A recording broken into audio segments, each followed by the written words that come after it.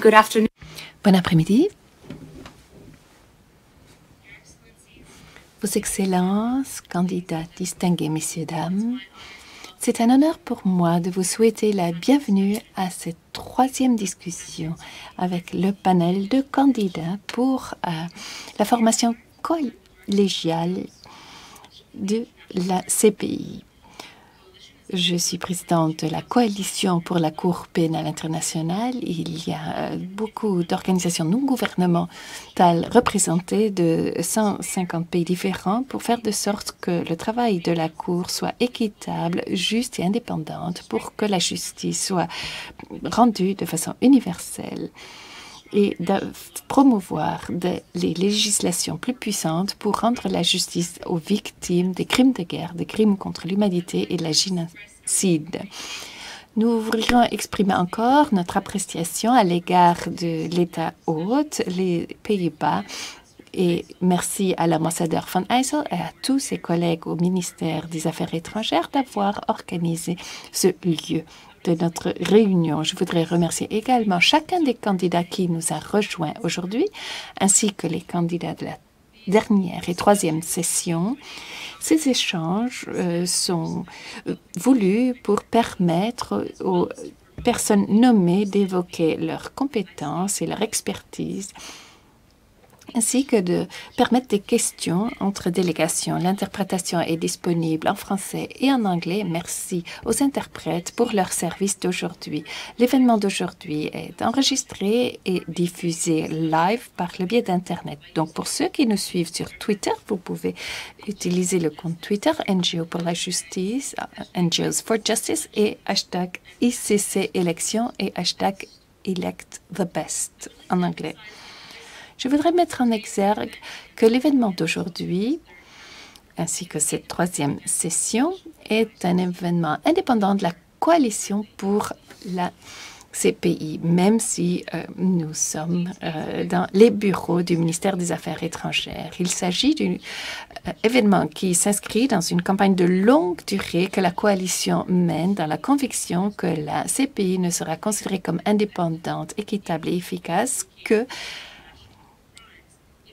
si ces formations collégiales comptent parmi leurs membres des juges les plus hautement qualifiés.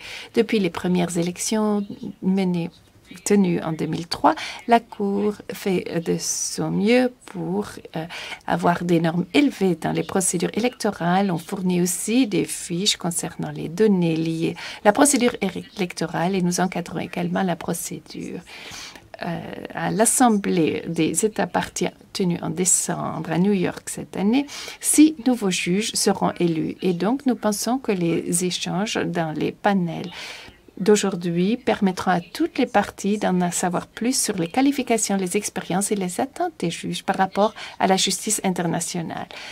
En outre des discussions et échanges d'aujourd'hui, nous avons demandé à toutes les personnes nommées de remplir un questionnaire concernant leurs qualifications et compétences. Les réponses sont disponibles sur le site web sur www.coalitionfortheicc.org.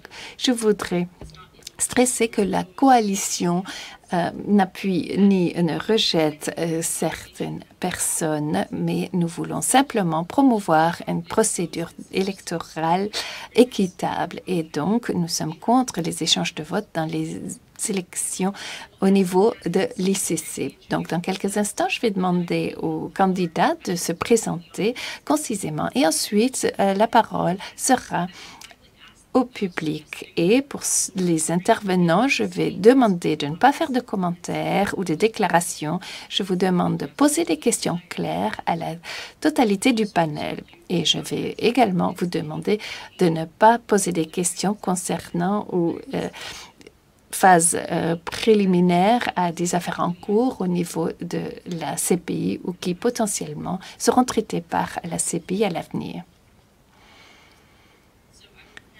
Sur ce, je vais demander aux différents candidats de se présenter et je vais demander à Madame Peralta Di Stefano de commencer. Bonjour tout le monde, merci beaucoup d'être là. cet après-midi. C'est un plaisir d'être avec vous à La Haye. J'apprécie le fait que vous prenez le temps d'être ici et je voudrais également remercier la coalition de nous accorder cette opportunité de motiver notre engagement, nos expériences et nos rend possible de répondre à des questions et je voudrais féliciter les collègues qui ont participé aux autres discussions en panel.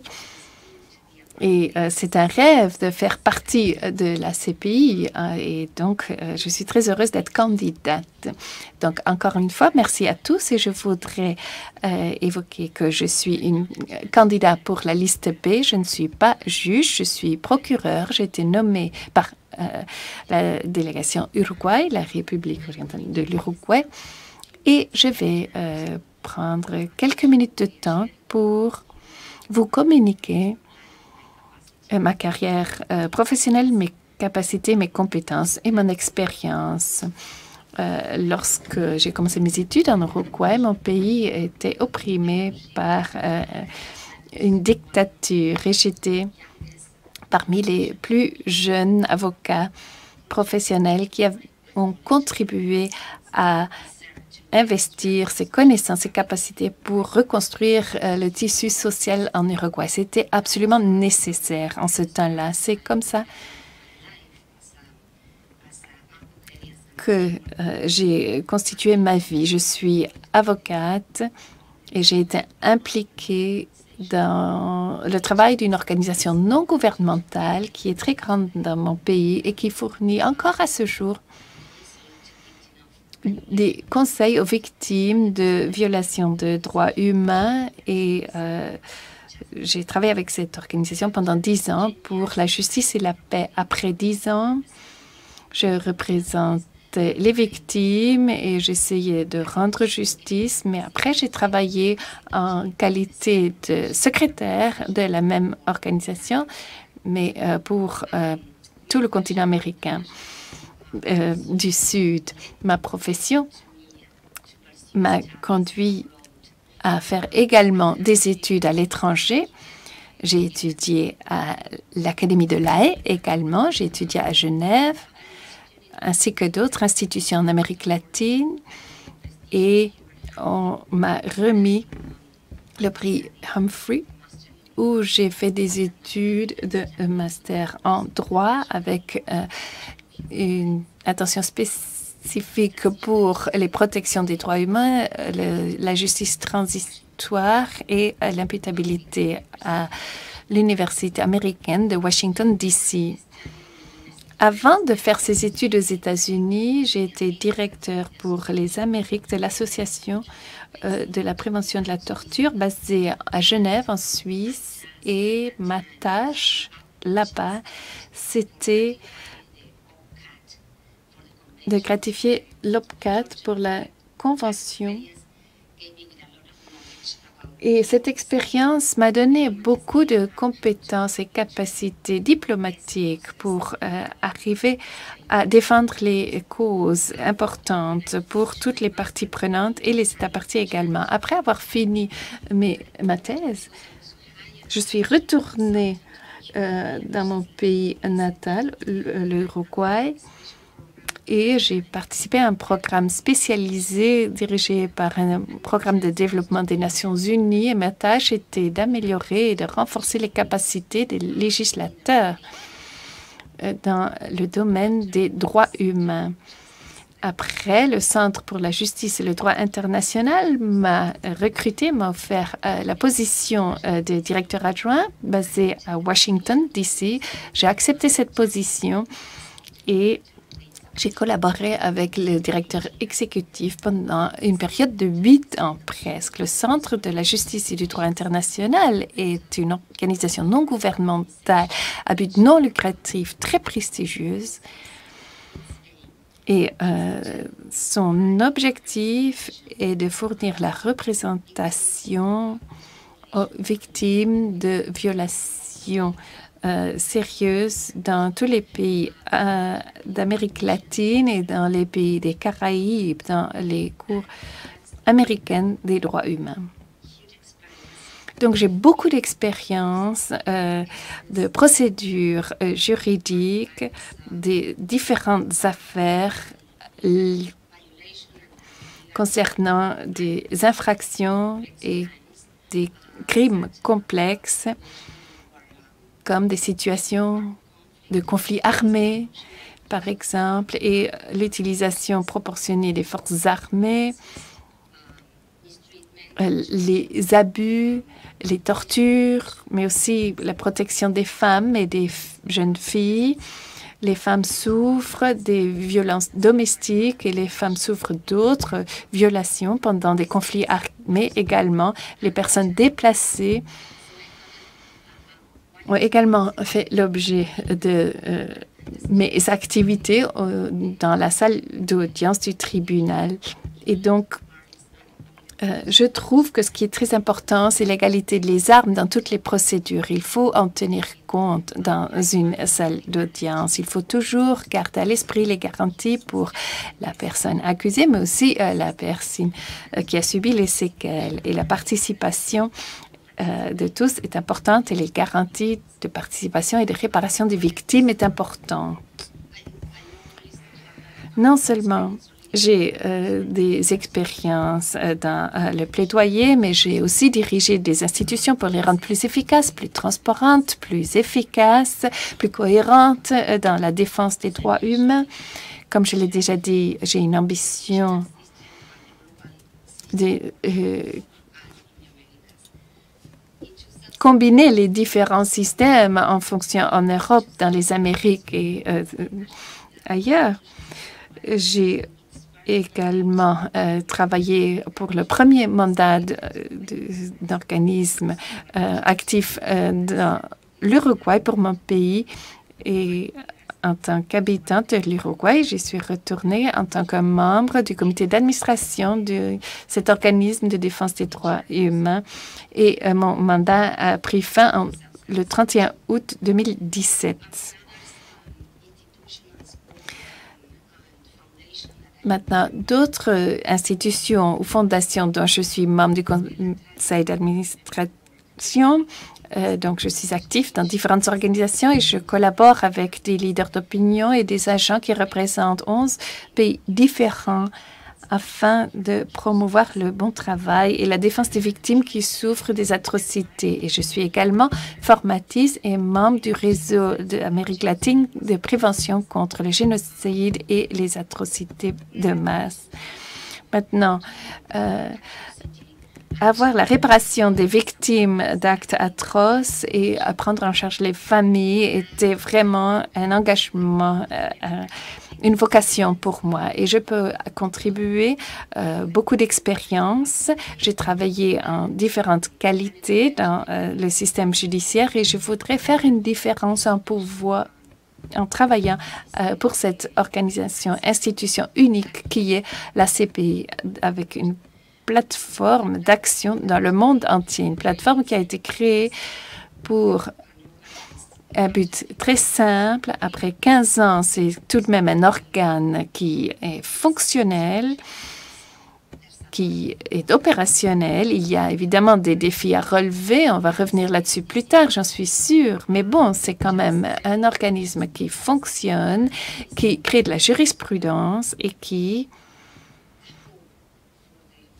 est un espoir pour les victimes de crimes atroces et pour le monde mouvementé dans lequel nous vivons. Et j'espère que la CPI pourra être le point de basculement d'une ère vers une autre où les gens assumeront plus leurs actes et ne commettront plus les atrocités qu'ils commettent aujourd'hui. Et mon engagement, mon expérience, ma connaissance et ma passion, je voudrais l'investir pour travailler avec la CPI si j'ai l'honneur d'être élue. Merci beaucoup. Merci, Madame Peralta. Monsieur. Merci beaucoup. Je m'appelle Kimberly Proust, nommée pour la liste A par mon pays, qui est le Canada. Je voudrais commencer par également exprimer mes remerciements au gouvernement néerlandais de mettre cette belle salle à notre disposition pour les échanges de cet après-midi. Merci aussi à la CCPI pour cette tradition qui est vénérable de ces discussions de panel avec les candidats pour les postes de juge. C'est un processus important. C'est un bonheur de pouvoir participer et je voudrais donc bien participer aux échanges. Donc, je vais me présenter en décrivant ma motivation car c'est très lié. J'ai une carrière qui dure depuis 35 ans, mais j'ai agi exclusivement en tant que praticien dans le droit pénal, surtout dans le domaine du droit pénal international dans mon pays natal, le Canada, mais aussi internationalement pour différentes organisations. Mais ce n'est pas uniquement mon domaine de travail. Avec tout ce que j'ai fait, tout ce que j'ai vu, j'ai de la passion pour la justice, pour la réparation, pour les victimes et pour l'imputabilité, mais aussi par le besoin de réaliser tous ces objectifs par le biais d'un système juste, un procès équitable et en conformité avec l'état de droit. À ce stade de ma carrière, je voudrais mettre mon expérience, l'expérience que j'ai eue dans le cours de mon travail, les compétences et capacités que j'ai apprises pour les offrir à la Cour pénale internationale et le statut de Rome de la justice pénale internationale pour diffuser cela de façon large. Et je crois que mon passé me permet de contribuer sérieusement en tant que juge, surtout dans la phase essentielle et critique dans laquelle elle se trouve, car la Cour a un mandat judiciaire qui est très important. Mon CV est disponible sur le site web et les réponses que j'ai données au questionnaire. Donc, vous pouvez consulter les détails, mais je tiens à mettre en exergue 3 éléments. Pour ce qui concerne les fonctions de base, le travail quotidien d'un juge au niveau de la CPI, je crois que j'ai beaucoup d'expérience pertinente, aussi bien dans la salle d'audience que dans les coulisses. J'ai agi en tant que juge sur un procès qui a duré 4 ans avec plusieurs accusés et des procédures auxiliaires aussi comme juge président, mais aussi comme juge pour la phase préliminaire du procès. Au Canada, j'ai aussi plaidé au quotidien dans la salle d'audience pour toute une série d'infractions pénales. Et j'ai travaillé également en tant que procureur dans le domaine des crimes de guerre et des crimes contre l'humanité, surtout lorsque j'ai travaillé au niveau des cours au Canada à différents niveaux. Et toutes ces capacités, j'ai pu les mettre en pratique dans une situation quasi judiciaire, car pendant 5 ans, j'étais ombudsman dans le conseil de sécurité d'une comité spécialisée. J'ai également des connaissances spécialisées par rapport au cadre juridique de la CPI, car j'ai participé aux négociations du statut de Rome et des règles de procédure et par rapport au recueil des preuves. Et j'ai travaillé avec le secrétariat du Commonwealth pour préparer un manuel, un guide pratique pour aussi mettre en œuvre la législation pour les États de droit mieux pour mettre en pratique le statut de Rome avec toute une série d'ateliers par rapport au droit communal dans différents États d'Afrique, en Asie, dans la zone Pacifique et dans les Caraïbes. Et récemment, j'ai été exposée aux opérations de la Cour en tant que chef de cabinet pour le président.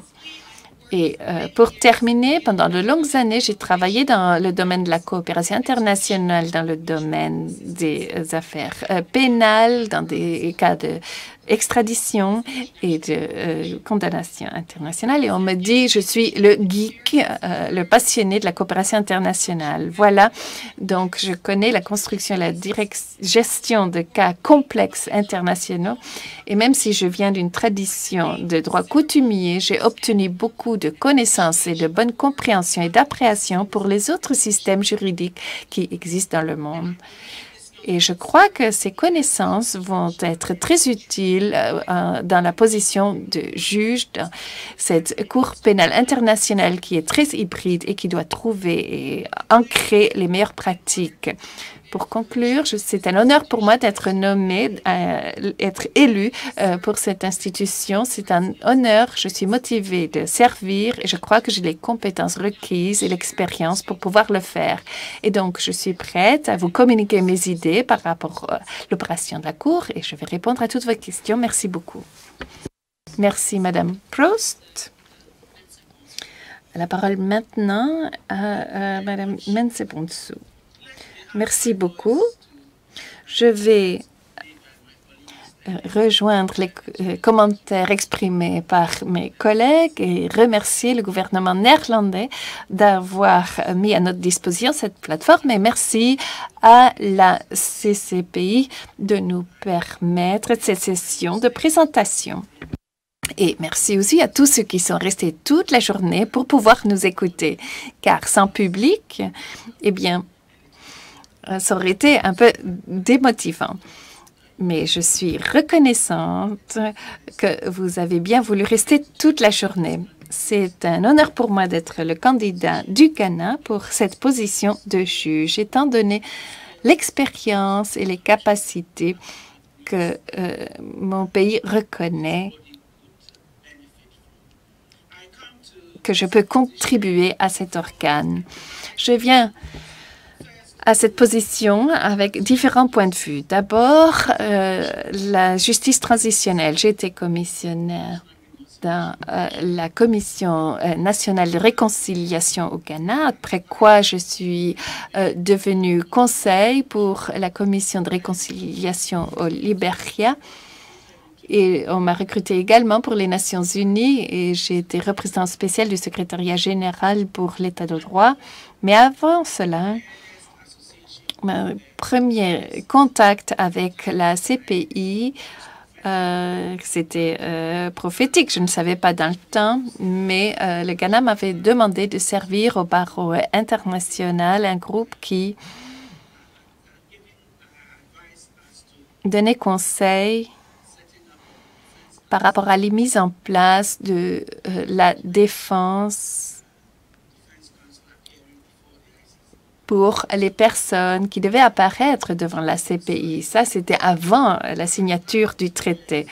J'ai également des expériences au niveau de la justice pénale internationale, car j'ai été membre du comité de jury M&M que l'OEU ont mis en place pour le cas Lockerbie et la situation de la Libye dans cette affaire. J'ai également été membre de la commission des juristes M&M pour une affaire concernant l'Union africaine. Et c'est notre commission qui a recommandé que le Sénégal devait procéder en justice Israël Labré pour les crimes qu'il avait commis contre la population. Et il faut exprimer le dégoût pour certains types de comportements et ne pas tirer sur ses propres personnes. Et il ne faut pas rendre victimes les populations que l'on est censé diriger. Donc, avec ce travail que j'ai fait dans la justice transitionnelle, dirigeant les efforts des Nations unies en Libérie et aider à reconstruire le secteur juridique en Libérie après le conflit, j'ai donc travaillé dans un cadre où la section des corrections, le secteur de la police et tout le monde ensemble, on a reconstruit le secteur pour permettre à la Libérie de surmonter certaines des difficultés causées par un système qui ne fonctionnait plus. J'ai fait ce travail pendant 4 ans. Et je suis heureuse de dire que beaucoup des initiatives que j'ai dirigées sont allées de l'avant et que la mission est sur le point de fermer. En 2014, j'ai été désignée comme le secrétaire général un panel de haut niveau sur les opérations de paix Comme vous le savez tous, le consensus sur les opérations de maintien de la paix était fragile. Il y a eu le besoin d'étudier de nouveau la pratique et les questions pertinentes de façon à aider la Charte des Nations Unies à aller de l'avant. Il y avait eu de tels changements que les idées d'origine sur les opérations de maintien de la paix ne se portaient pas bien. Nous avons passé 8 mois à étudier tous les aspects de maintien de la paix, des opérations de maintien de la paix, en particulier le volet préventif. Et donc, toutes ces activités m'ont mené à me demander si ces efforts dans le sens de la prévention n'apporteraient pas plus pour les victimes que d'autres initiatives. C'est très bien de mettre sur pied des opérations pour étudier le point de vue des victimes après les faits, mais quand on voit, par exemple, donc avec tout mon travail, j'ai commencé à me demander s'il n'y avait pas un autre travail auquel je pourrais m'appliquer avec mes compétences et mon expérience.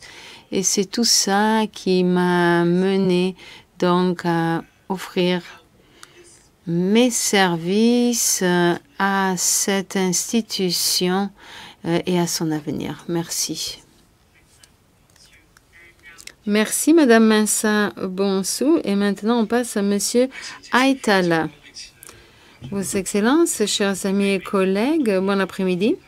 Je suis très reconnaissant au gouvernement néerlandais pour son accueil dans cette salle et aussi à la coalition. Je suis très reconnaissant à la coalition, non seulement à son invitation, mais aussi pour tout le travail qu'ils ont fait ces 22 ans. Ils ont vraiment inspiré beaucoup de personnes, des personnes politiques, mais aussi de très humbles juristes comme moi-même. Ils ont uni, je pense, de nombreuses personnes, des centaines de milliers de personnes autour de l'idée de la dignité humaine. Je vais partager en fait une ou deux idées avec vous qui vous expliqueront pourquoi j'aimerais faire partie de cette institution. Vous savez, nous vivons en ce moment dans une période difficile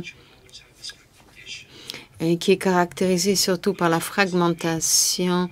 Les institutions, la politique se déchirent un peu partout dans le monde et les alliances politiques ont du mal à faire leur travail. Et je pense que la CPI est non seulement un organe de la justice, mais c'est aussi un endroit dans lequel 124 États du monde sont unis au nom de la dignité humaine, au nom des droits humains contre les atrocités. Personnellement, j'ai toujours été très passionnée par le droit pénal et les droits humains. C'est quelque chose qui a commencé quand j'étais déjà enfant, mais au début, ça a prêté à confusion. Ma mère, elle disait, parce que je disais, moi, je vais aider les gens qui souffrent, mais c'était pas clair pour moi, pour ma mère, si je voulais être un docteur, un policier, un avocat. Quand j'ai dû choisir l'université, bon, moi, je viens de la Sicile et la mafia était sur le point vraiment de changer la forme de notre État. Elle n'a pas réussi, mais ceci m'a profondément choquée. En 1994, j'étais sur le point de choisir d'aller à l'université de médecine, mais un journaliste qui écrivait donc des rapports sur la mafia a été tué. C'était près de chez moi et j'ai été si choquée que je suis allée à l'université. Quand je suis revenue, j'ai dit à ma mère, je me suis inscrite pour des études de droit. Et elle m'a dit, mais mais quoi, mais tu n'allais pas faire la médecine? Et j'ai dit non, non, j'ai changé d'avis. Je ne peux pas ignorer ce qui est en train de se passer. Et donc, c'est plus tard que j'ai appris à connaître la justice pénale.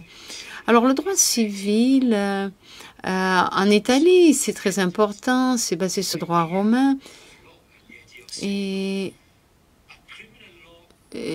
cependant, le droit pénal porte sur les droits humains, le droit civil, ça a à faire avec les intérêts, le commerce, mais le droit pénal, ça a à faire à nous, à notre folie, nos passions.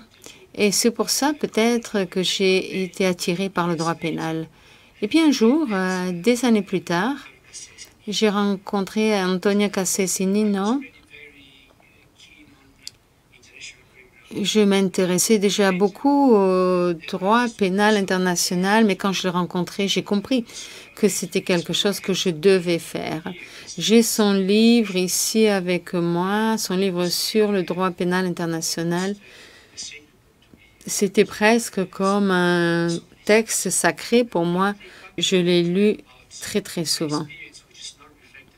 Alors, une chose sur mon expérience qu'on ne retrouve pas dans mon CV, c'est que j'ai quitté le Sénat à un certain moment où j'étais le conseiller principal. Et là, je suis retournée dans le domaine judiciaire pour me préparer pour cette expérience. Je suis le procureur principal à Rome. Je traite les affaires de terrorisme international, d'infractions internationales. Dans notre système, les infractions commises à l'étranger par des citoyens étrangers ou contre des citoyens italiens tombent sous la compétence du procureur à Rome et c'est pour ça que j'ai choisi ce bureau. Je traite des affaires de piraterie et autres infractions internationales. Bon, je ne vais pas vous donner des détails. Vous pouvez retrouver tout ça dans mon CV et je serai heureux de répondre à toute question plus tard. Mais je vais juste finir en vous disant pourquoi je veux vraiment faire partie de la CPI. Il y a quelques jours, si vous me permettez, un ami à moi m'a invité à dîner parce que son fils est en train de terminer ses études dans le droit. Il m'appelle oncle et il m'a demandé qu'est-ce qui est le plus difficile dans ton travail? Et je lui ai dit, ben, dis-moi toi, devine. Et il m'a dit l'insécurité, parce qu'il sait qu'on a été soumis à des menaces et tout ça. Et j'ai dit non, parce que ça, bon, ça fait partie du travail.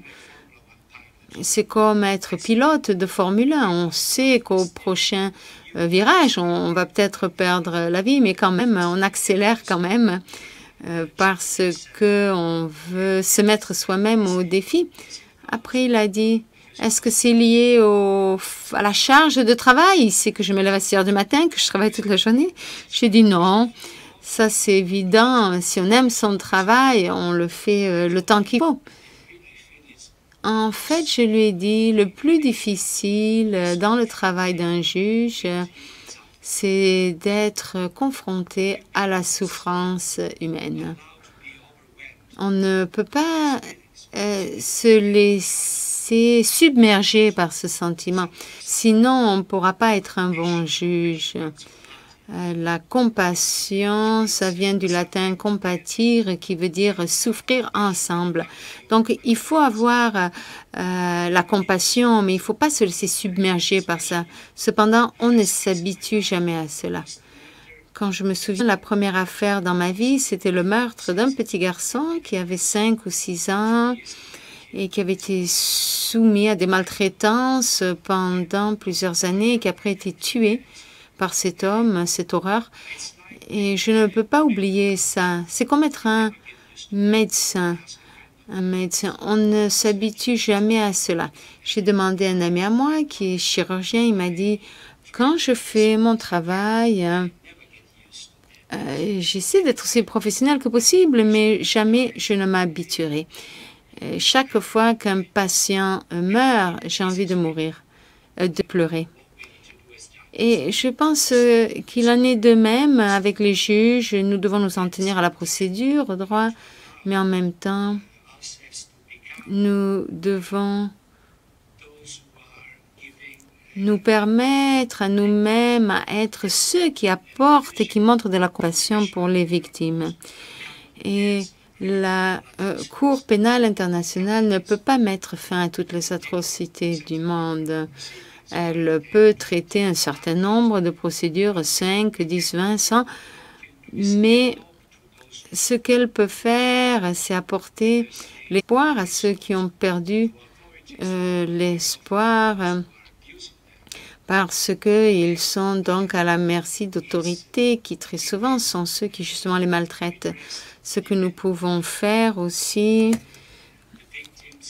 c'est d'apporter la justice, la réparation aux victimes. Merci. Merci, Monsieur Aitala. Merci à tous les candidats pour leurs remarques d'introduction. Et maintenant, des questions.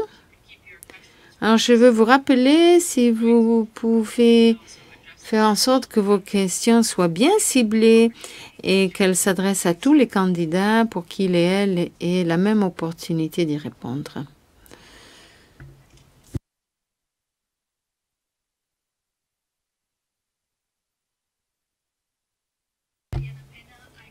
Bon après-midi, Mariana Pena. Je travaille pour la Open Society Foundation. Alors, tout d'abord, c'est vraiment un honneur que d'être ici. Je voudrais poser une question qui porte en fait sur la souffrance des victimes. Nous savons tous que le statut de Rome comprend des clauses innovantes sur la participation des victimes à la procédure. Je sais que différents candidats auront peut-être différentes expériences de travail dans différents systèmes permettant des différentes interventions des victimes dans les procédures. Ma question a deux parties. La première partie, c'est celle qu'ont les compétences et les qualifications que vous apportez à la position de juge et sur lesquelles vous compterez pour l'interprétation des clauses sur la participation des victimes. Quelle partie de votre expérience est-ce que vous ferez travailler sur cette question? La seconde partie de ma question, c'est qu'est-ce qui est, à votre avis, le plus grand défi pour un juge pour ce qui est de faciliter la participation des victimes à la procédure, vu en particulier la distance entre La Haye et l'endroit où les victimes souvent sont situées, le fait que les juges n'ont souvent pas l'opportunité de se rendre à ces endroits. Donc, quel est le plus grand défi pour rendre la procédure accessible à ces communautés? Merci. Alors donc, pour répéter la question qui porte sur la participation des victimes aux procédures à la Cour pénale internationale, on demande aux candidats de mentionner leurs compétences et qualifications particulières pour ce qui est de l'interprétation de la participation des victimes dans le statut de Rome. Et la seconde partie de la question, c'est, à votre avis, quel est le défi pour un juge pour faciliter la participation des victimes, vu surtout la grande distance entre la Cour et les victimes? Monsieur Aitala. Oui, merci. En tant que procureur et avant aussi en tant qu'officier de police, j'ai été impliqué dans de nombreuses procédures. Dans notre système, les victimes ont le droit d'être en cours, de présenter des preuves, de poser des questions. Elles ont un statut bien établi. Elles ont toujours le droit de demander et de recevoir réparation dans le même procès pénal. Donc, pour nous, la considération des victimes est une chose habituelle. Alors, les victimes, ces personnes vulnérables, présentent des défis supplémentaires. L'un de ces défis, par exemple, c'est quand on a affaire à des victimes qui sont aussi des témoins et qu'il faut donc assurer le témoignage. Dans de nombreux systèmes du monde, il y a des garanties pour éviter de porter dommage aux victimes lorsqu'elles se rappellent ce qu'elles ont subi. Mais d'un autre côté, il y a aussi le besoin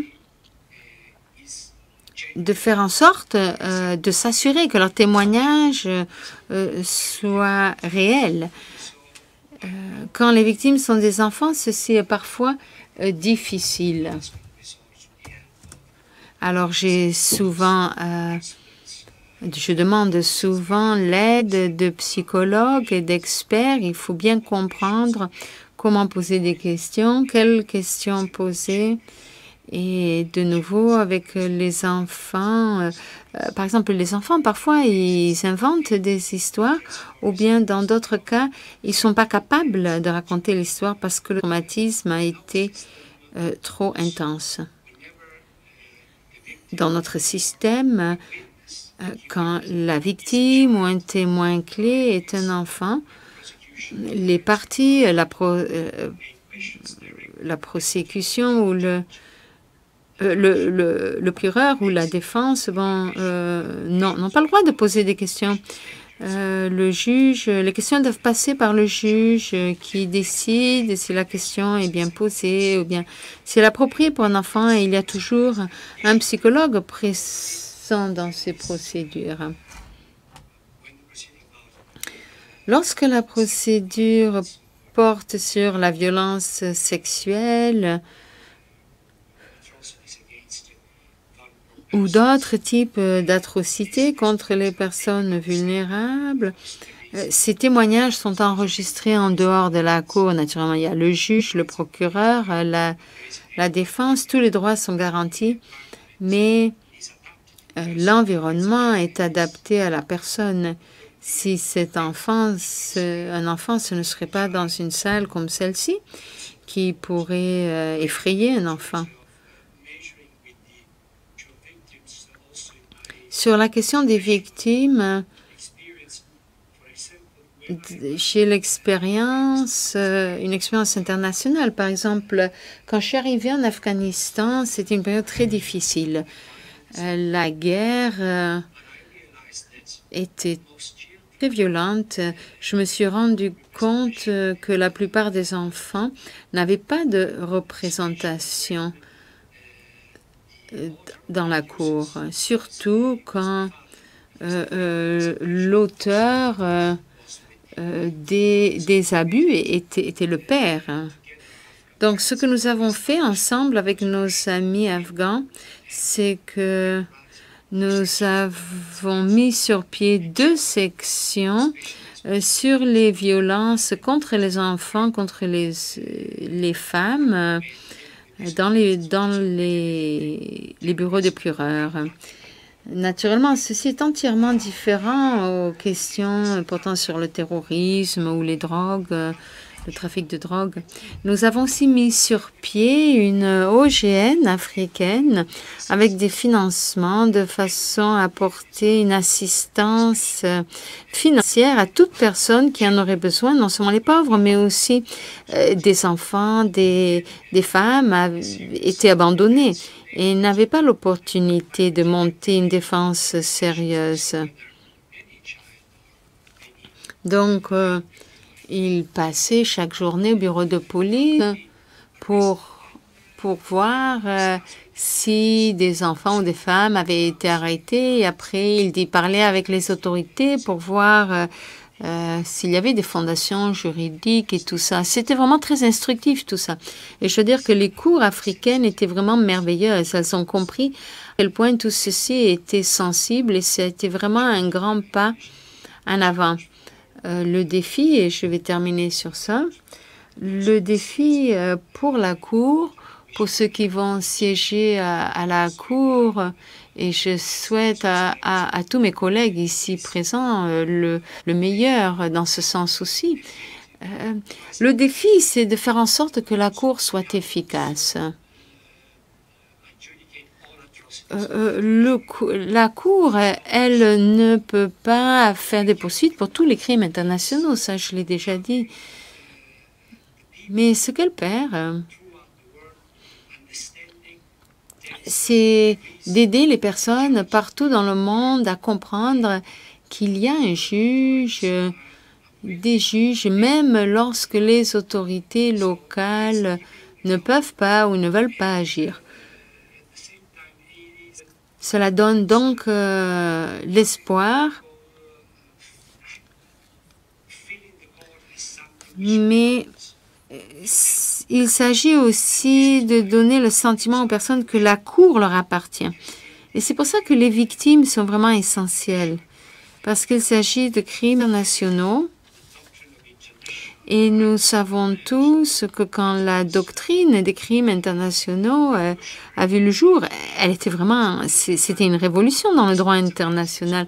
Parce que jusqu'à cette époque-là, la responsabilité, elle s'arrêtait à l'État, pas avec des individus. À la Seconde Guerre mondiale, après ce qu'on a vu en Europe, dans les Balkans, en Asie, la communauté internationale a dit plus jamais. On ne permettra plus jamais que ceci ait lieu et donc on va en appeler à la responsabilité individuelle des personnes qui ont commis des crimes ou qui ont ordonné la commission de ces crimes. C'était du jamais vu à l'époque. Et il faut donner une voix aux victimes parce que ces victimes représentent toute l'humanité. Quand il y a un procès avec une victime d'un crime international, cette victime elle représente l'humanité tout entière. Et c'est pour ça que le statut est très bien conçu. Et je suis sûre que les juges qui siègent déjà à cette cour et que les nouveaux juges qui siégeront vont s'assurer que cette cour soit et demeure la cour de l'humanité et donc la cour des victimes. Merci, Monsieur Atala. Madame Monceau. Avec la même question. Merci beaucoup. En tant qu'une personne qui a enseigné le droit pénal et les procédures pénales, j'ai écrit beaucoup d'articles sur ce genre de questions au Ghana.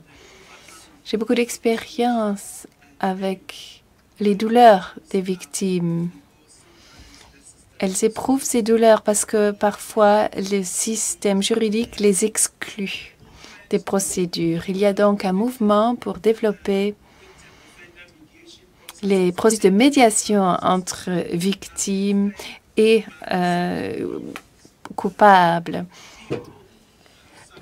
On a essayé de lancer cela car les gens qui ont souffert sont un peu poussés de côté, alors ceux qui n'ont pas souffert sont au centre de toutes les attentions. Donc, si les gens entendaient ce qu'on leur avait fait, les choses seraient peut-être différentes.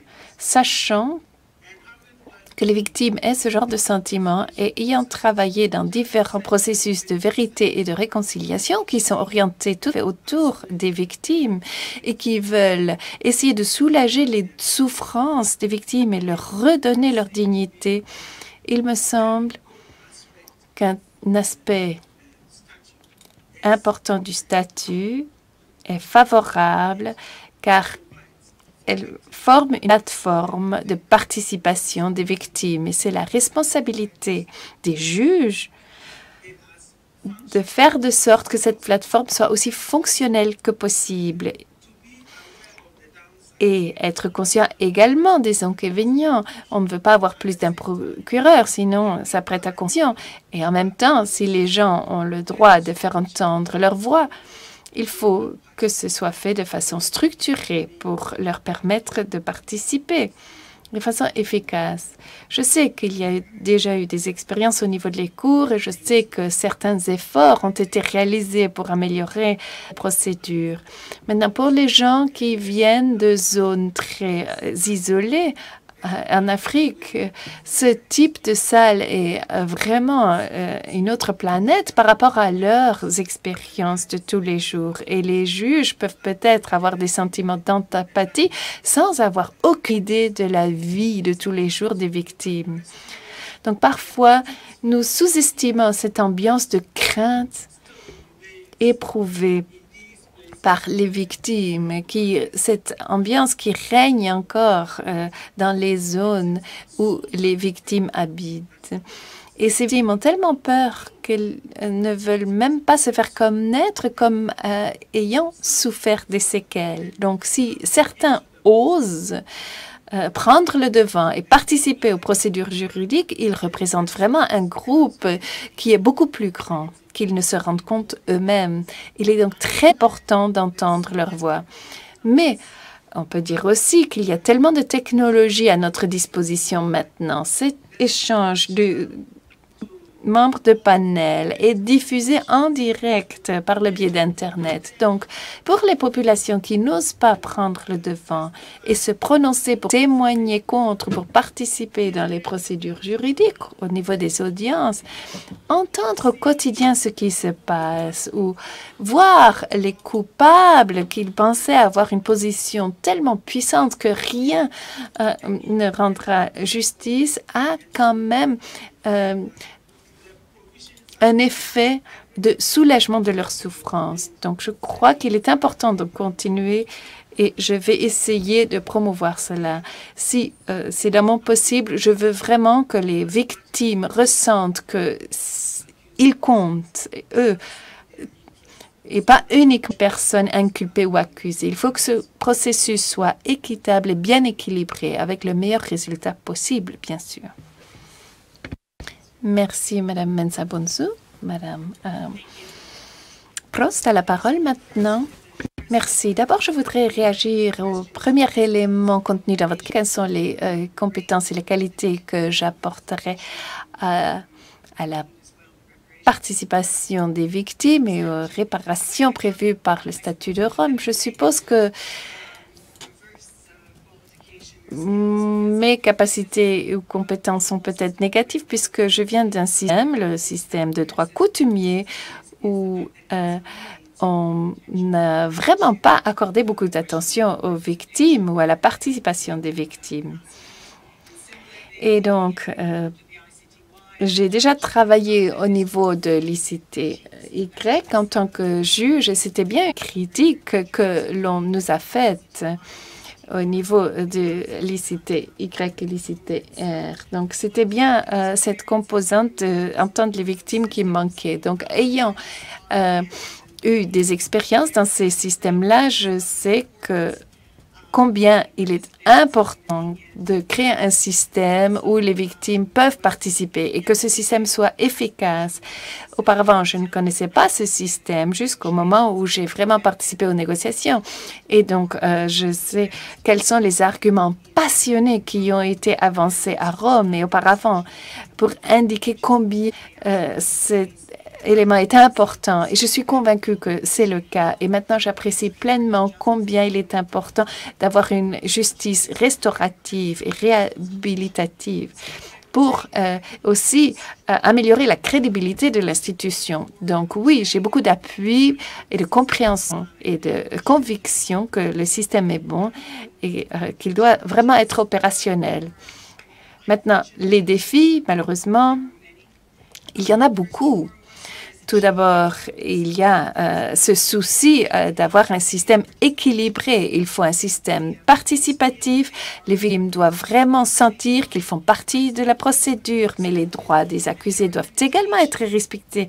Et il y a des limites en ce qui concerne le temps, les durées que l'on peut accorder à cette composante, surtout quand l'efficacité des procédures est aussi un élément important. Donc, à chaque fois, au cas par cas, c'est au juge de sélectionner la durée appropriée des participations des victimes. Et pour chaque moment, ça, c'est un défi pour le judiciaire.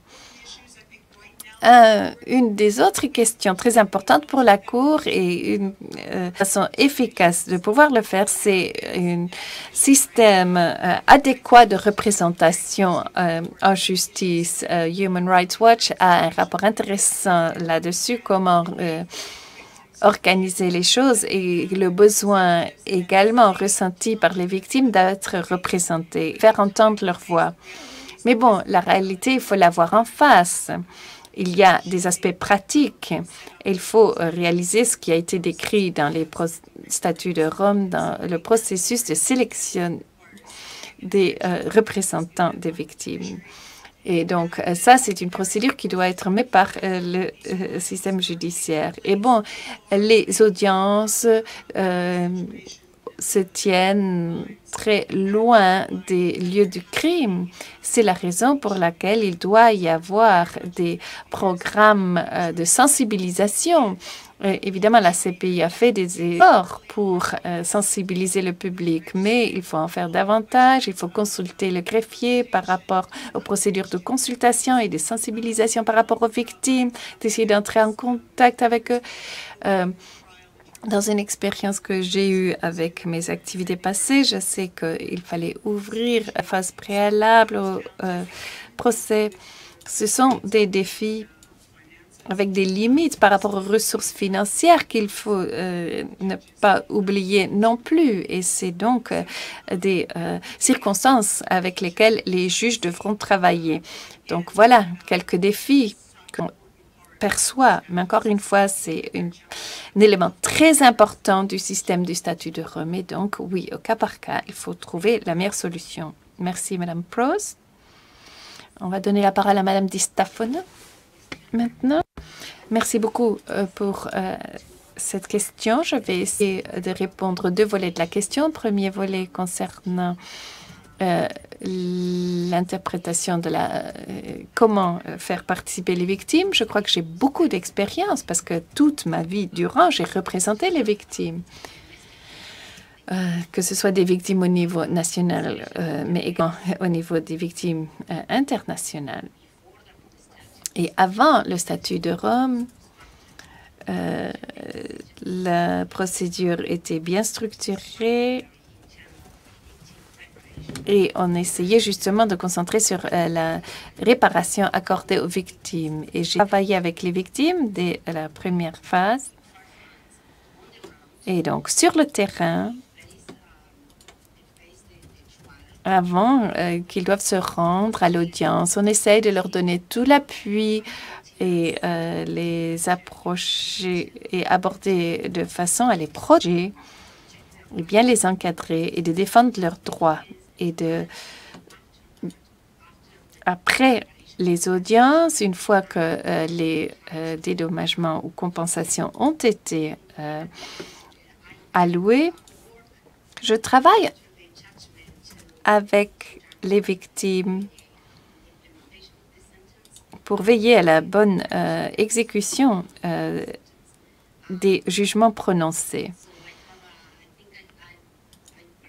Et donc, je crois que j'ai beaucoup d'expérience dans la participation des victimes, car j'ai travaillé à eux dans tout le parcours, en fait.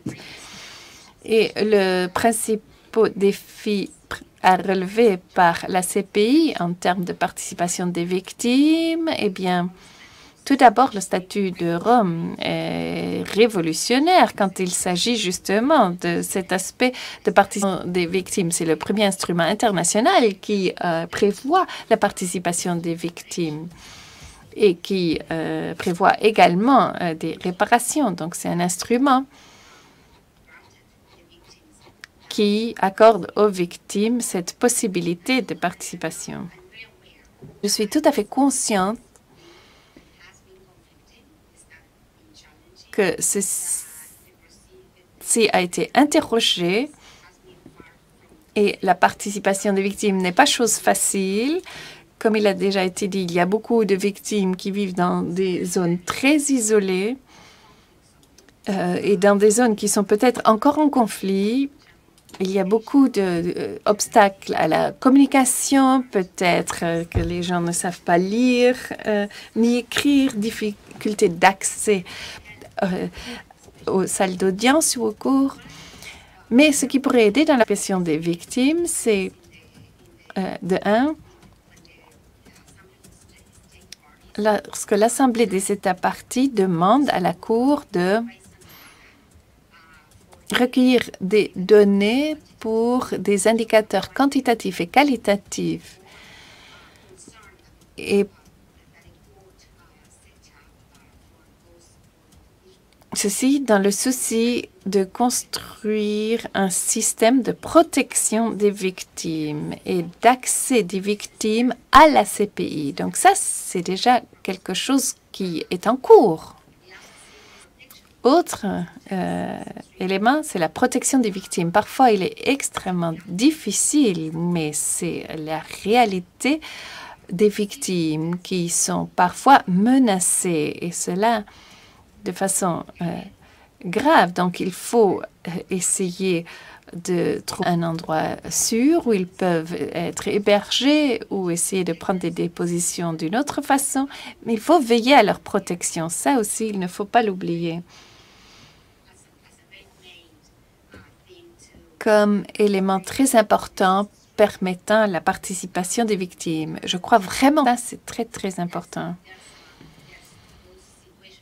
Il y a aussi ces situations de victimes qui sont également des témoins et donc ils ont un double rôle à jouer. Évidemment, les juges et la Cour doivent appliquer également les droits des personnes inculpées. Un procès équitable, c'est quelque chose d'important. Mais la participation des victimes s'est fait de façon progressive. Les différentes chambres ont essayé d'adopter différentes méthodes d'accès aux procédures par les victimes. Et je crois que ça évolue de façon positive. Et je ne veux pas mentionner des cas spécifiques, mais une décision a été rendue par une formation collégiale pour assurer la participation des victimes dans un procès spécifique pour rendre leur participation plus facile. Et donc, ils ont trouvé une méthode qui peut accélérer la procédure, aussi améliorer l'accès à la Cour pour les victimes. Et je crois donc qu'il y a des progrès, mais que c'est un travail en cours et que la Cour est consciente de cela. Maintenant, la représentation conjointe des victimes peut faciliter la participation et le rôle du conseil juridique, de l'assistance juridique est également importante. Merci beaucoup. Y a-t-il une question de la part du public maintenant?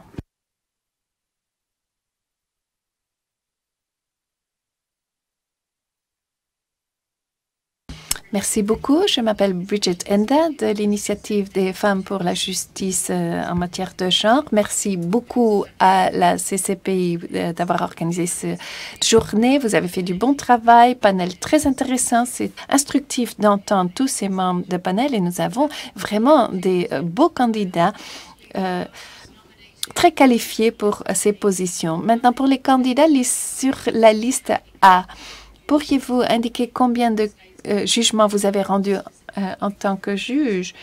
Nous voudrions en savoir sur vos expériences de ce côté-là, et ça s'applique à tous les membres de panel, bien sûr. La crédibilité de la Cour est critique pour garantir son succès à l'avenir. pour aussi établir sa compétence.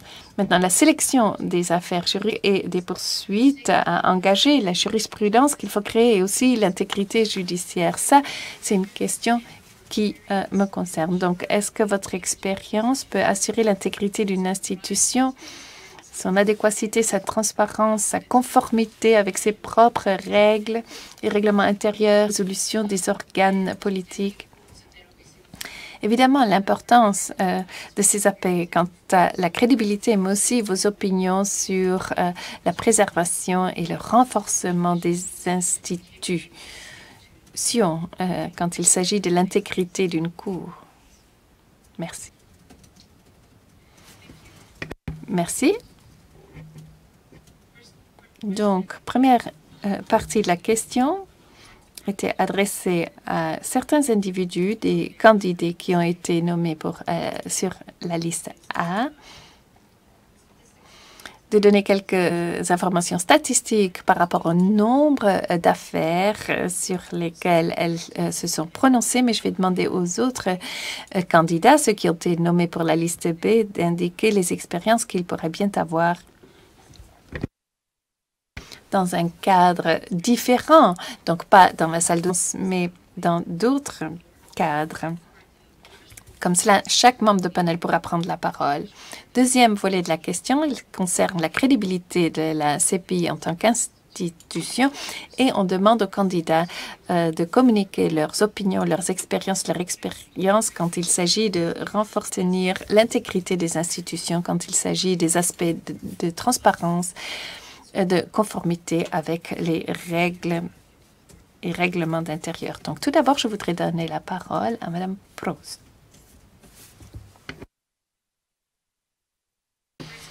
Bon, pour la première question,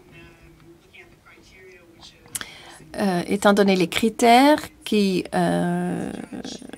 demandent aussi des expériences en tant que juge, mais aussi des activités d'engagement de procédures juridiques, mais pour ce qui concerne ma expérience en tant que juge au niveau de l'ICTY, c'était uniquement une procédure juridique, mais qui a eu une durée de 4 ans et avec des crimes multiples contre l'humanité, des crimes de guerre et des inculpations de génocide par rapport à ce qui s'est passé là-bas. Donc, pour ce qui concerne la portée de cette procédure, je crois que cela m'a donné beaucoup d'expérience et d'expertise dans tous les aspects qui peuvent survenir dans ce type d'affaires juridiques, comme la CPI a traité les aspects procéduraux, tout comme les questions juridiques à poser en audience. Il y a une multitude de questions légales. J'ai également participé, pas à la phase de conclusion, mais à la phase pré-audience où j'ai été le juge pour une personne inculpée non représentée. Donc, j'ai été impliquée dans tous les aspects de préparation de cette procédure juridique, justement pour encadrer une personne inculpée qui n'avait pas été représentée. Et donc, pour organiser toutes les différentes démarches qu'il faut entreprendre avant le procès même. Donc, voilà mon expérience, mais je voudrais également indiquer qu'en tant qu'ombudsman, j'ai avoir des compétences d'un juge où je me suis penchée sur plus de 60 affaires différentes avec la liste des sanctions Al-Qaïda, entre autres, et des centaines d'affaires en tant que procureur. Et dans le cadre de la coopération internationale, j'ai également traité des affaires au fil des années avec les mêmes compétences qui étaient requises pour maintenir la crédibilité et gérer la complexité des affaires avec des problèmes de divulgation et garantir le procédé juridique. Merci. Monsieur Attala. Bon, quant à la première question, c'est difficile à dire. Dans les 25 ans que j'ai travaillé. J'ai traité des centaines et des milliers d'affaires. Dans le système italien, les juges et les procureurs appartiennent au corps judiciaire. C'est la même carrière, le même parcours, les mêmes garanties d'indépendance et d'autonomie. Donc même le travail d'un procureur en Italie est considéré comme étant du travail de juge. Ce n'est pas le travail d'avocat ou de la défense des personnes inculpées. Le procureur, la première chose qu'il fait, c'est évaluer l'affaire et si la personne pense que les accusations sont motivées ou qu'il n'y a pas de preuves, eh bien, le procureur dit que la procédure n'aura pas lieu, mais s'il dit OK, il faut mener l'enquête, dans ces cas-là, on continue. Donc, en tant que juge ou procureur, j'ai contribué à un nombre d'affaires juridiques et nous avons une charge de travail très lourde en Italie dans les procédures de droit pénal. Je tiens à dire que ce qui, à mon avis, est pertinent, ce n'est pas tellement la quantité d'affaires traitées, mais surtout la qualité des affaires. J'ai beaucoup travaillé sur des affaires où la mafia était concernée, avec donc 30 ou 40 inculpés et des centaines de milliers de preuves ou de documents prouvant avec l'interception de communication, des preuves recueillies en cachette avec des témoins au nombre de 500. Certaines procédures avaient une durée de 3 ans. Pas certains. J'ai que 3 ou 4 affaires dans toute leur carrière puisque elles ont de longues durées.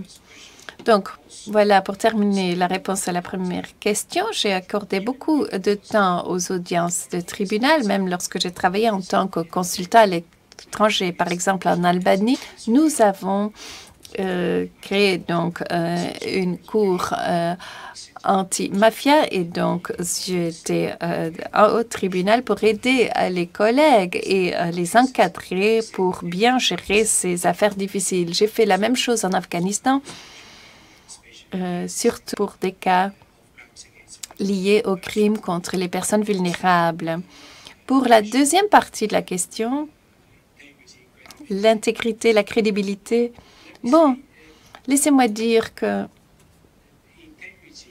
l'intégrité, c'est l'ADN juge. Si un juge est indépendant et impartial, évidemment, doit être intègre.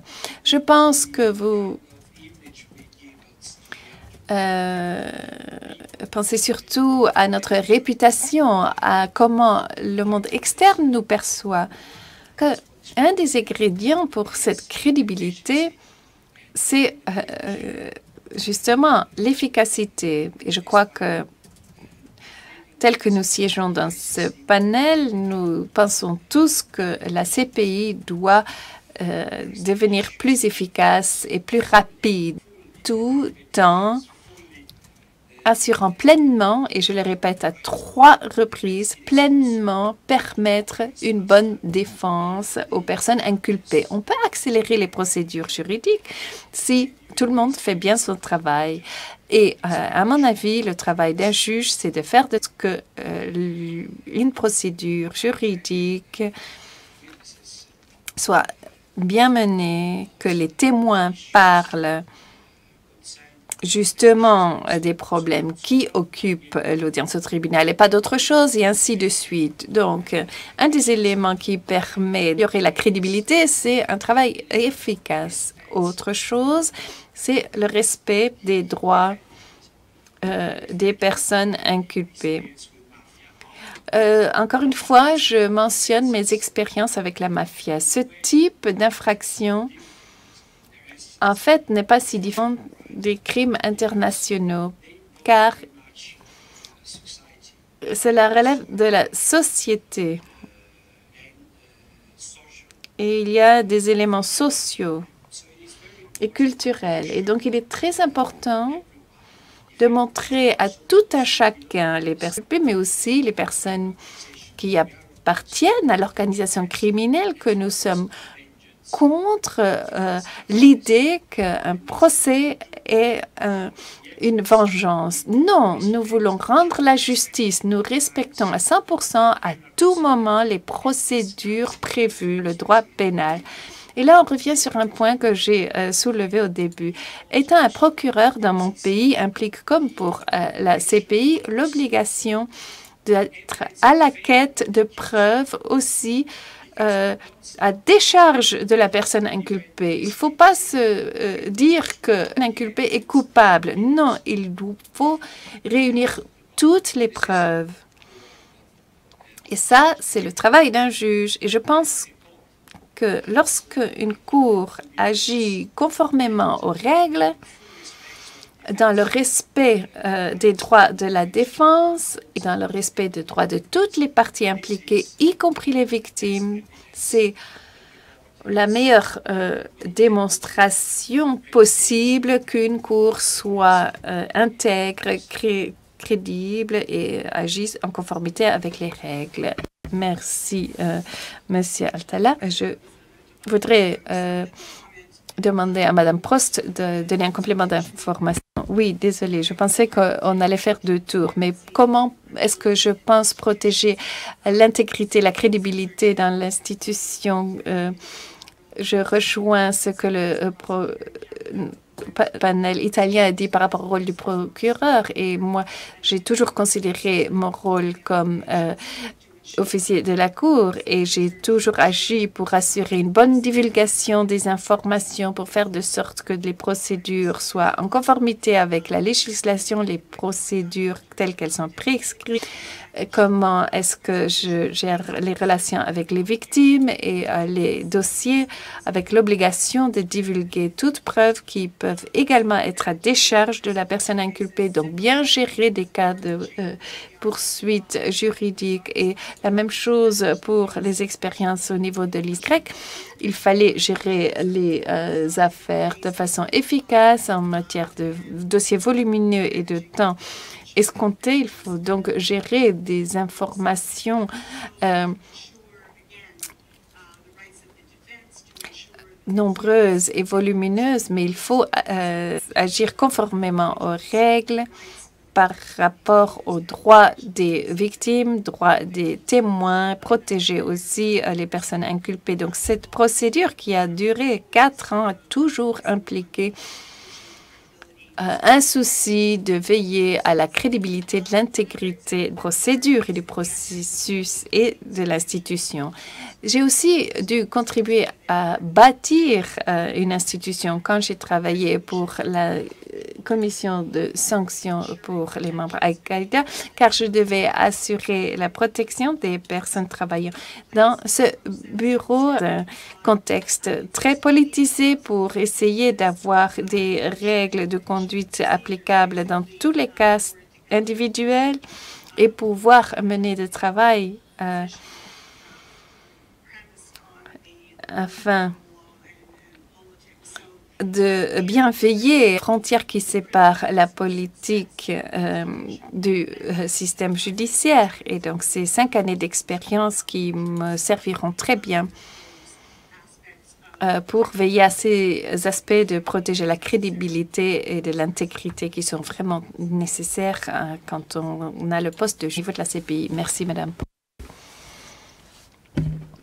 On demande maintenant à Madame Di Stefano de répondre aux questions. Merci beaucoup. Je suis candidat pour la liste B,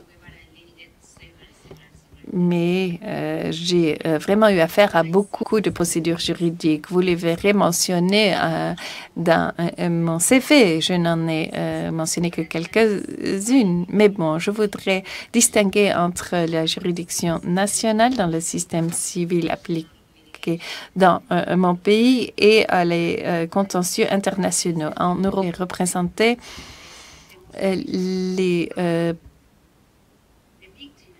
personnes les plus opprimées, les victimes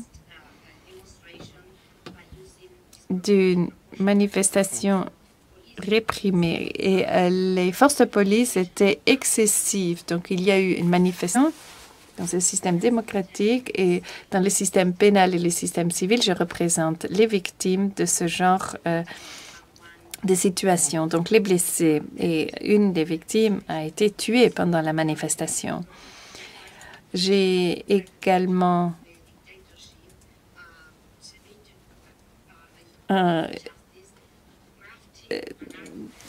essayé de poursuivre en justice un coupable de dictature. Sous le droit administratif, c'est peut-être un détour, mais je voulais que le coupable confronte le tribunal d'une manière ou d'une autre. Et dans mes expériences au niveau national, j'ai eu affaire à beaucoup d'affaires différentes. Donc, si vous pouvez consulter le site de l'organe Justice et Droit international, 60% des cas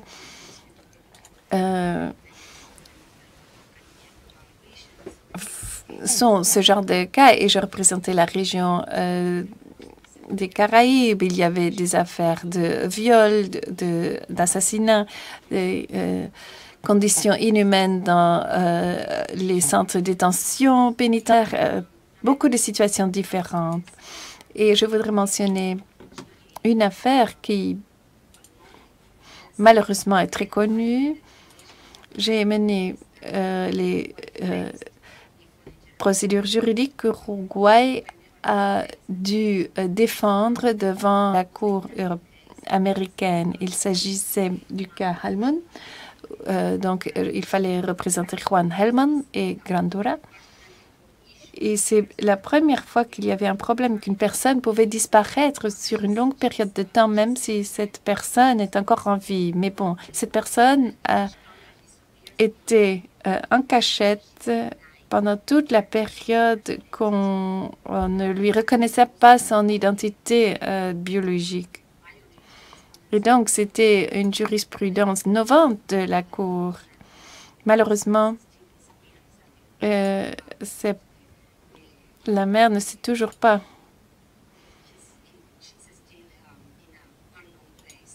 où se trouve la personne. Donc, on ne l'a pas retrouvée. Mais la Cour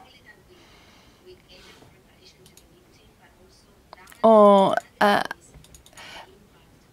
affecté des réparations à la victime, mais ça a eu un grand impact au niveau de notre pays. Donc, l'approche était stratégique pour faire de sorte que le contentieux soit bien géré. Évidemment, on voulait faire de sorte que les victimes soient dédommagées, mais on voulait montrer aux victimes que la procédure juridique pourrait améliorer la situation. Le cadre légal et juridique pour le pays, pour que la législation nationale soit vraiment respectée et que des jugements soient exécutés. Voilà. OK, on continue. Merci.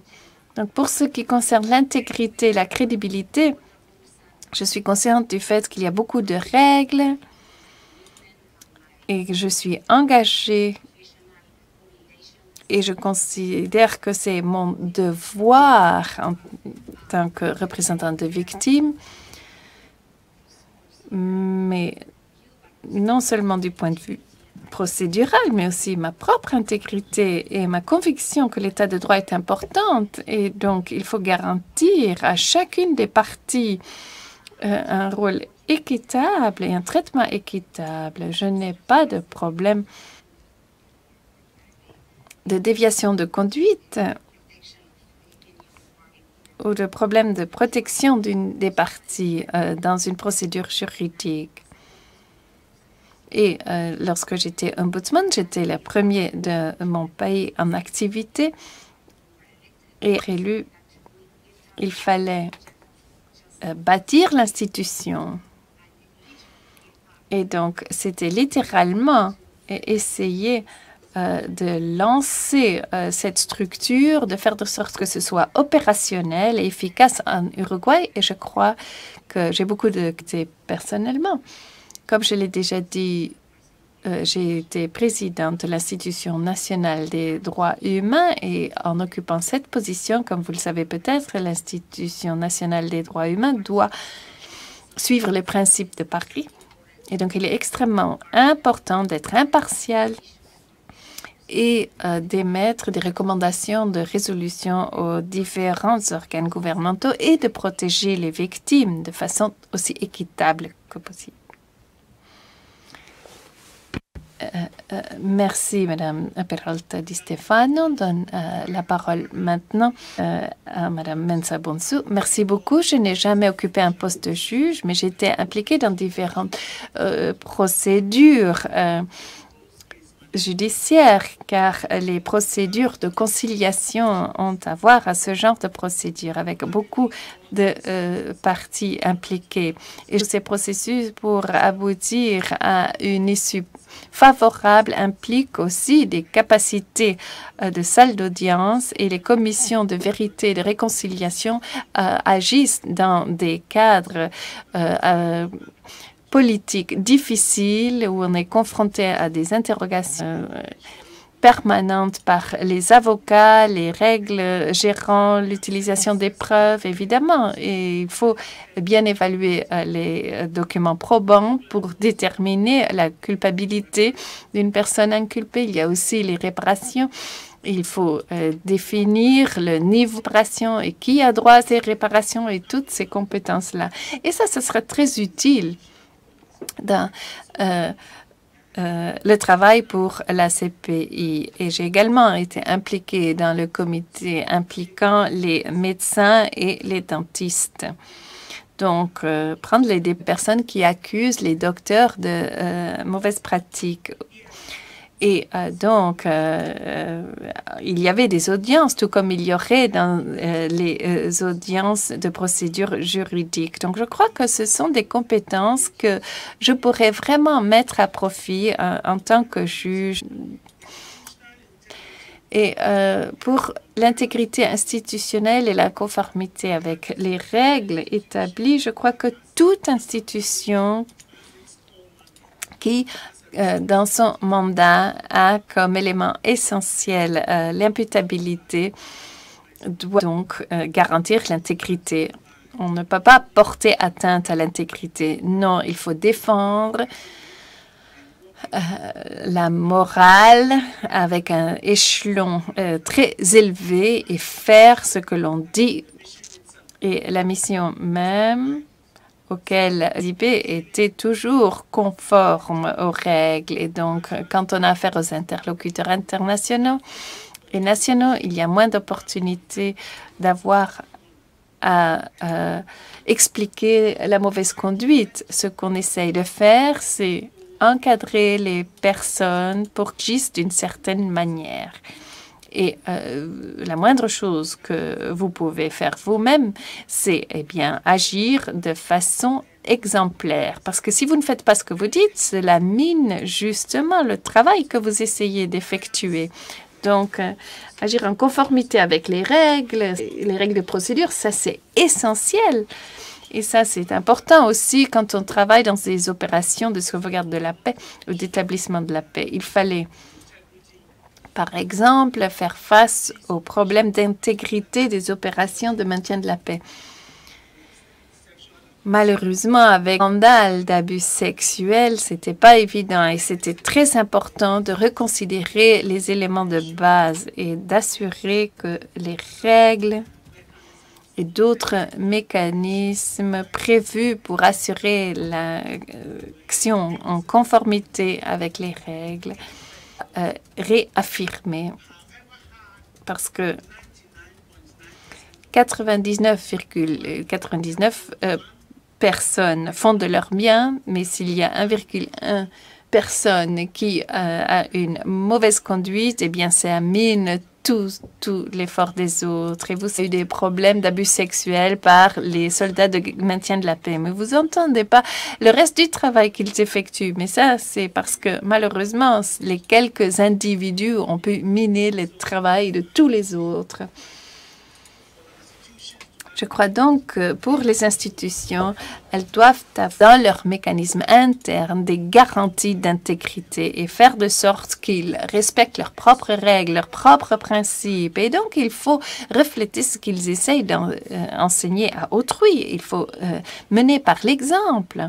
Il faut aussi demander des comptes à tous ceux qui ne respectent pas cette intégrité. Vous ne pouvez pas dire à quelqu'un qui se conduit mal si vous-même, vous ne conduisez pas de façon exemplaire. Donc, c'est critique et essentiel pour le travail de la CPI. Merci.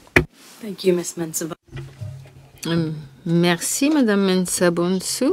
Est-ce qu'il y a encore une question ici dans la salle? Merci beaucoup. Merci beaucoup de me donner de nouveau la parole. Et je suis Elisa Renda, je suis avec la Coalition pour la Cour pénale internationale. Donc, je triche de nouveau un petit peu. J'ai une question pour le panel sur votre expérience, sur une perspective de genre dans le travail qui est donc requis pour ce poste. La question, elle porte donc sur l'expérience que vous avez à apporter une perspective de genre à votre travail, en particulier au travail que vous aurez à faire si vous deveniez juge de la CPI. Et je passe maintenant la parole en tout premier à Madame Mensah Bonsu. Merci beaucoup. Dans mon travail en tant qu'enseignant, mais aussi de praticien dans le monde de la justice internationale, j'ai eu à faire face à ces questions de genre. Souvent, cela commence comme il se doit avec des questions de femmes, parce que dans des situations de conflit, les femmes souffrent de façon différente.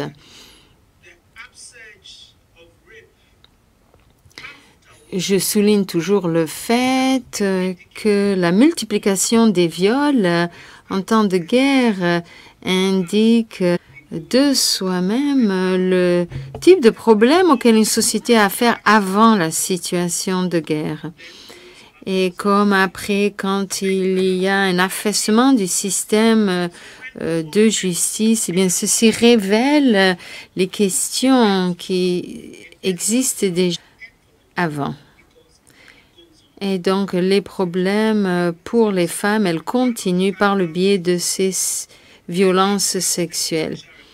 Et une des choses très importantes que j'ai faites, c'est de mener une campagne contre le viol.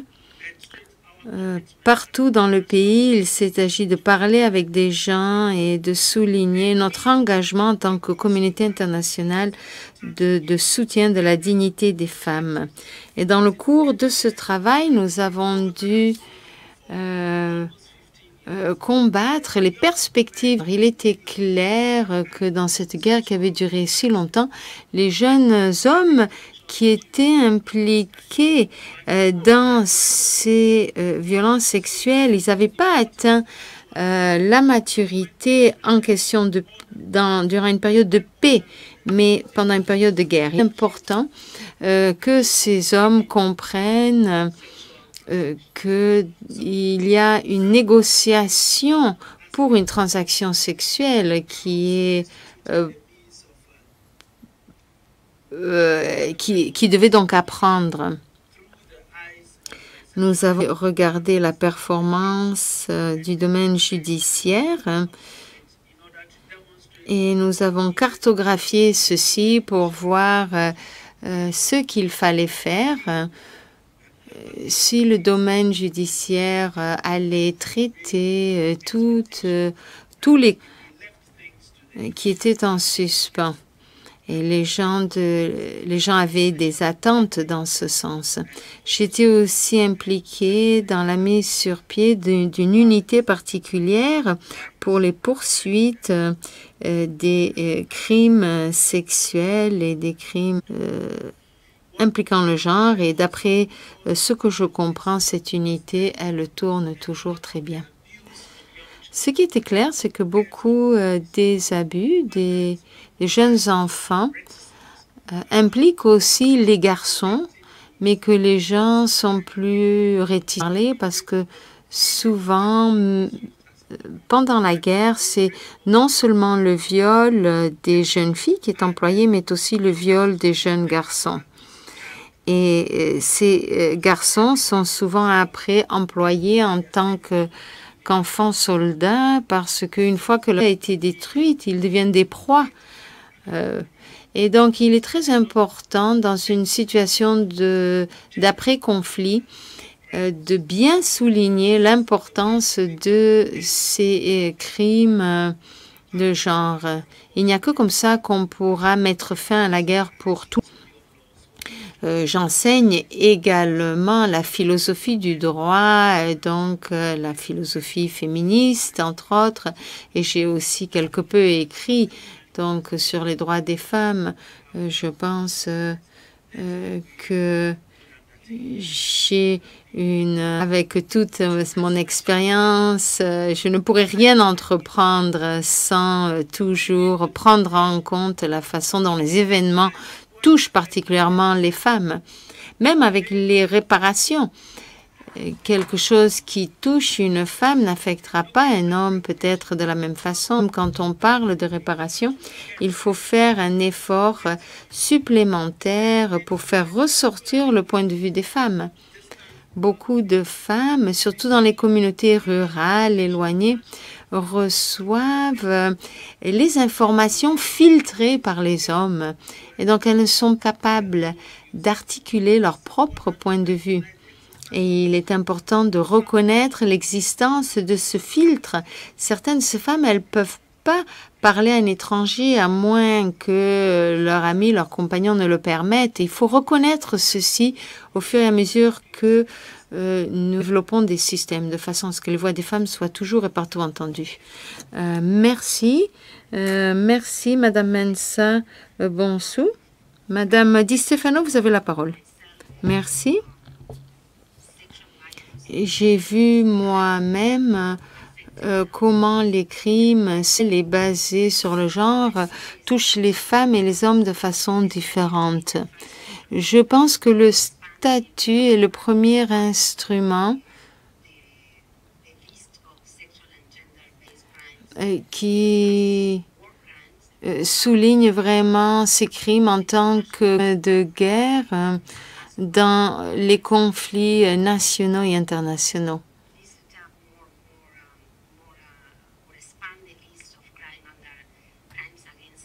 Et qui élargit aussi la liste, c'est aussi compris comme crime contre l'humanité.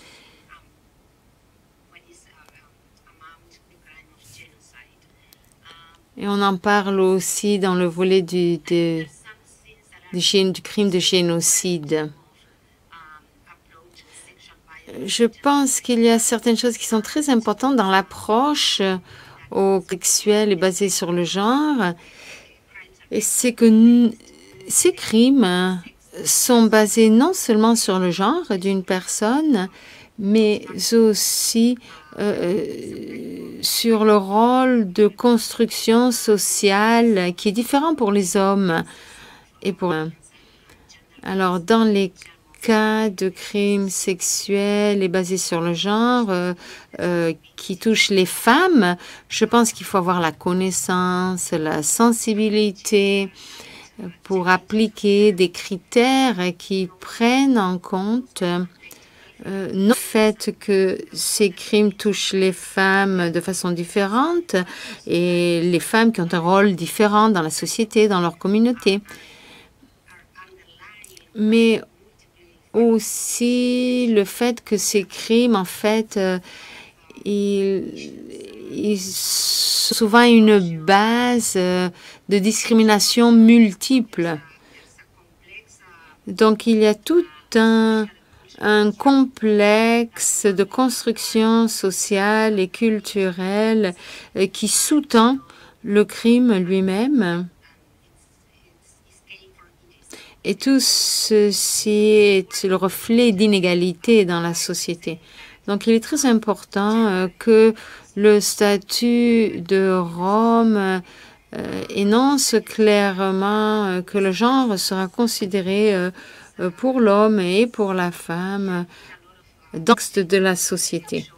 Je crois qu'il y a beaucoup de recherches et de déclarations qui montrent qu'il est important de comprendre les différents facteurs qui sont basés non seulement sur le genre,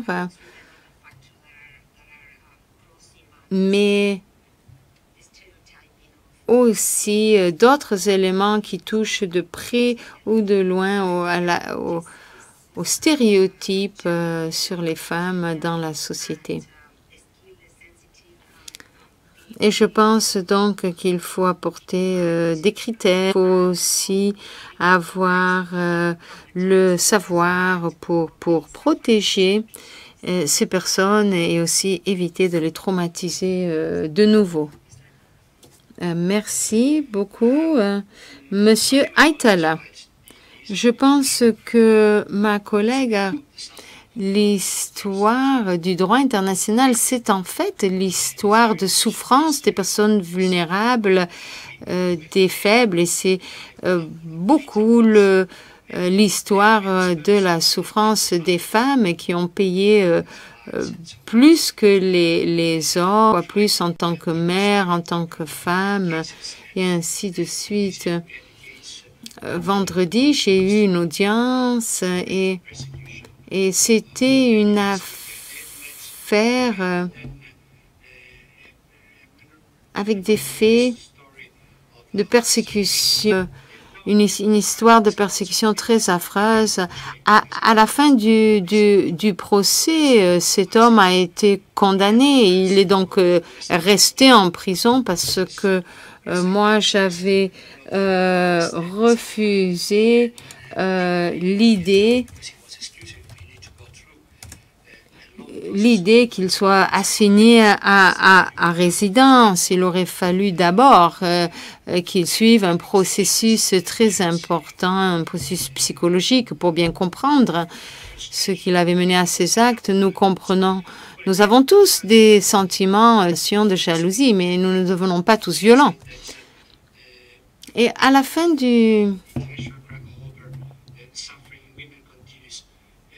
Alors, comme l'a expliqué ma collègue qui vient de dire que lorsque les faits sont terminés, la souffrance continue, eh bien, à la procès, j'ai demandé à parler avec la victime. Elle grelottait, elle a dit j'ai pas tout à fait compris ce qui s'est passé parce que l'avocat pour la défense a dit des choses affreuses sur moi et j'ai pas compris, est-ce que je suis en sécurité? Je lui ai dit ne vous inquiétez pas, lui il reste en prison, vous êtes en sécurité. Évidemment, un jour, il va quitter la prison, mais ne vous inquiétez pas, il ne va rien vous arriver. Et ceci m'a rappelé donc ce que ma collègue a dit précédemment, c'est que de crime, il laisse des traces dans la vie des personnes et parfois des traces permanentes. Dans le cas que je viens de mentionner, je pense que cette femme va se remettre. Je lui ai donné un conseil, je lui ai écouté en tant que frère. Laissez-moi vous dire, n'allez pas chercher sur Internet, par exemple.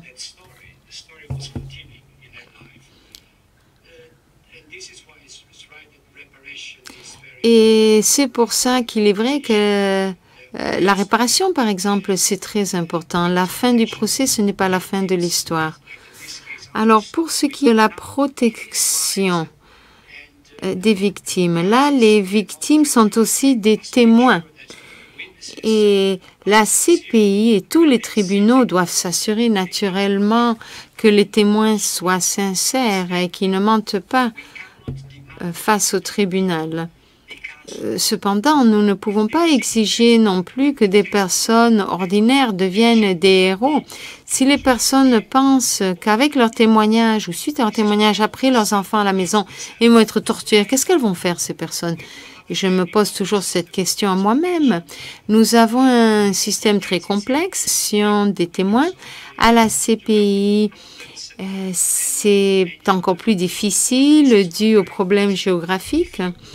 Mais Ceci est cependant une priorité. Si on veut avoir des témoins sincères qui aident la justice, il faut s'assurer qu'il est protégé, aussi bien les témoins que leurs familles. Nous ne pouvons pas demander qu'un témoin ordinaire devienne un héros. Moi, j'ai fait mon choix, je prends un risque, je l'assume, mais ces personnes n'ont pas fait ce choix, elles ont été victimisées déjà, et là, la CPI, elle peut progresser. Et qu'ensemble, avec l'aide très importante des États parties, des ONG ou des individus qui s'intéressent aussi, que nous pouvons encore progresser. Merci. Madame Prost.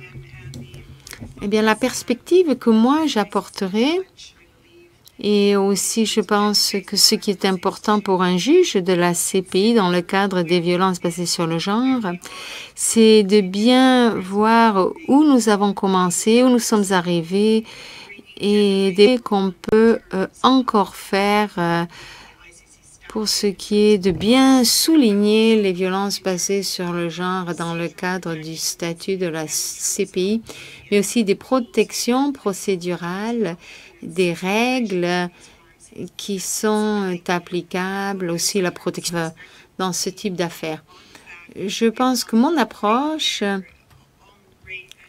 serait de souligner le fait que par le passé, le viol était pratiquement accepté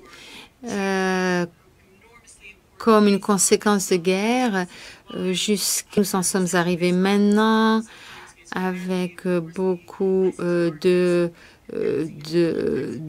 droits, beaucoup d'avancées dans le droit, et que ma perspective serait de continuer ces progrès. Cette affaire qui est maintenant en appel, nous avons vu donc toute cette jurisprudence à la CPI.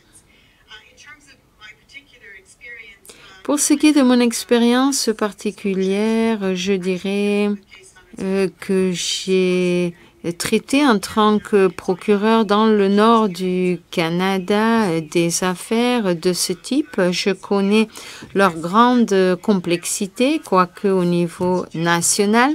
J'ai aussi travaillé sur des défis constitutionnels pour ce qui est de la protection, de la fourniture de preuves, par exemple avec des vidéocaméras. J'ai aussi travaillé au secrétariat du Commonwealth sur le développement de législation modèle dans ce domaine. Pendant les négociations pour le statut de Rome, la délégation du Canada, comme d'autres délégations, avait des zones particulières sur lesquelles elle travaillait.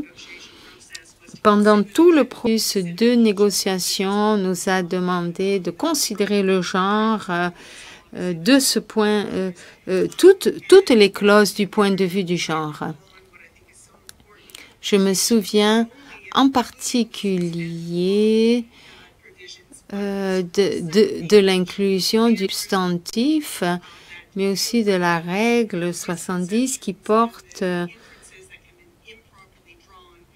sur les conclusions erronées qui peuvent être tirées parfois. Et donc, en tant que juge de la CPI, je m'assurerai d'un emploi judicieux de tous les outils disponibles dans le statut de Rome. Alors, pendant que j'étais juge, j'ai beaucoup travaillé sur la protection des témoins, tout en m'assurant toujours que les droits des accusés sont bien protégés. C'est vraiment un équilibre difficile qu'il faut sauvegarder, mais encore une fois, je crois qu'il y a des clauses dans qui protègent ceci. Mon travail précédent, la Cour pénale, une Cour pénale internationale, ne portait pas de façon spécifique sur les violences basées sur le genre, mais cependant, il y a aussi question de cet équilibre entre le droit des victimes et les autres. Et je pense donc que mon travail à la Cour pour l'ancienne Yougoslavie aiderait bien dans ce sens. Merci, merci Madame Prost. Ceci conclut notre troisième panel de discussion. Je veux remercier tous les membres du panel, Madame Mensa Bonsou, Prost Di Stefano, Monsieur Aitala, et aussi les membres précédents des autres panels, Madame Ansou Akane, Monsieur Vuikoye, Madame Ibanez Carranza, Madame Majara Bossada, Madame Dodevich, Monsieur Tchakda. Je remercie aussi nos hôtes, les Pays-Bas, le ministère des Affaires étrangères néerlandais, de nous avoir permis d'organiser ces discussions dans ce cadre. Je remercie beaucoup les interprètes encore d'avoir travaillé avec nous toute cette journée et je veux aussi reconnaître le grand travail et la contribution de l'équipe audiovisuelle ici, ceux qui ont travaillé donc sur ce live streaming. Bravo, comme on dirait en français, chapeau. Et je veux encore aussi remercier mes collègues externes et tous ceux et celles qui ont travaillé au sein de la coalition ici à La Haye et à New York, qui ont fait un travail superbe d'organisation de ces discussions. Et enfin, je remercie nos publics, le public ici présent à La Haye, mais ceux et celles aussi qui ont suivi ces discussions, j'espère, de partout dans le monde. Les enregistrements des discussions de ce jour seront disponibles sur le site web de la coalition. Nous vous encourageons à partager ces liens avec vos collègues pour qu'ils aient à entendre les points de vue des différents candidats sur la justice et le droit international. Je vous remercie encore et nous nous retrouverons aux élections à New York au mois de décembre. Peut-être que je dois laisser le dernier mot à l'ambassadeur. Si j'ai bien compris, il y a une petite réception dans le couloir. On me fait signe donc de la part de l'ambassadeur Van Eysel et du ministère. Je vous invite à participer à la petite réception en dehors de la salle. Merci encore.